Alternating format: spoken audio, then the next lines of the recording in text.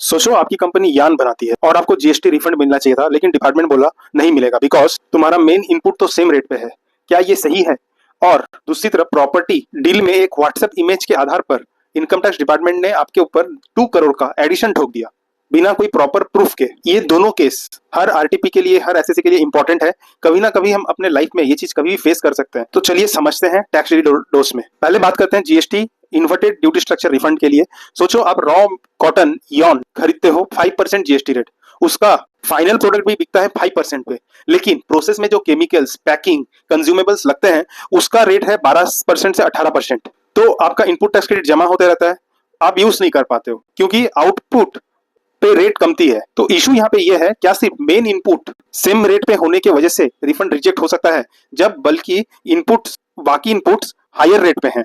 Department ने refund को reject कर दिया इस बेसिस पे, और पिटिशनर ने आर्गुमेंट दिया सेक्शन 54 सबसेक्शन 3 क्लॉज 2 क्लियरली कहता है अगर कोई भी इनपुट हायर रेट पे है तो रिफंड मिलेगा। इस पे आप कर्नाटका हाईकोर्ट का landmark judgement Indian oil corporation का ऑलरेडी कह चुका है कि आप मेजर और माइनर इनपुट डिफरेंशिएट नहीं कर सकते हैं। So on that basis Madras high court ने कहा लॉ में कोई डिस्टिंक्शन नहीं किया है between major and minor input में। अगर केमिकल्स पैकिंग पे हायर जीएसटी लग रहा है तो रिफंड मिलेगा, चाहे प्रिंसिपल इनपुट सेम रहे। रिफंड रिजेक्ट का ऑर्डर क्वाश कर दिया गया। रिफंड प्लस इंटरेस्ट एसएससी को दोनों देने की डायरेक्शन दी गई है इस केस में।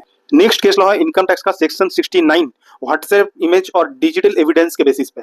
सोचो आपने प्रॉपर्टी खरीदी, सेल डीड में उसका वैल्यू है 3.5 सीआर लिखा हुआ है। अब एक सर्च ऑपरेशन में किसी और एक फोन के एक इमेज मिलती है जिसमें 5.5 सीआर लिखा है।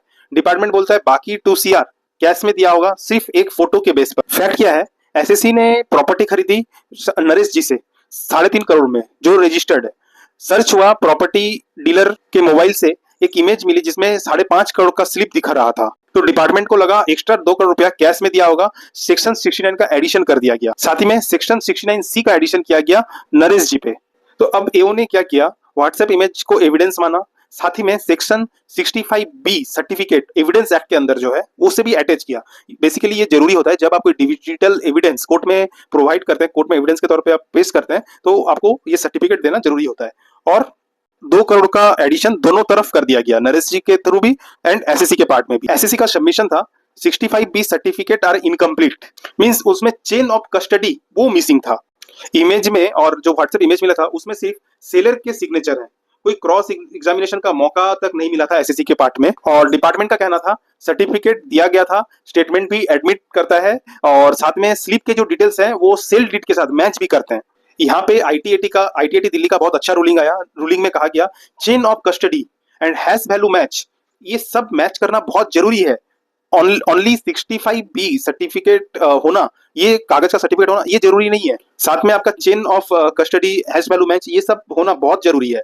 और तो डिपार्टमेंट के तरफ से because of hash value match, IMEI details and chain of custody ये सब सही से पेश नहीं किया गया, या फिर चेन ऑफ कस्टडी एस्टैब्लिश नहीं हो पाया।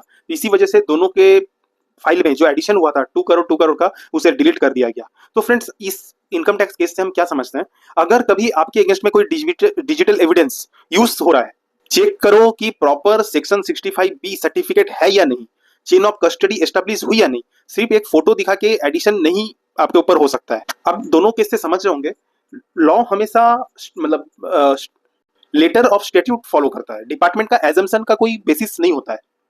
तो फ्रेंड्स अगर आप बिजनेस ओनर हैं, प्रॉपर्टी में डील करते हैं या जीएसटी में आप डील कर रहे हैं, और आपको ऐसे डेली अपडेट्स चाहिए, डेली केस लॉस के अपडेट्स चाहिए, तो आप फॉलो कीजिए चैनल को सब्सक्राइब कीजिए, बेल आइकन को हिट कीजिए। मिलते हैं अपने नेक्स्ट टैक्स डील वीडियो में।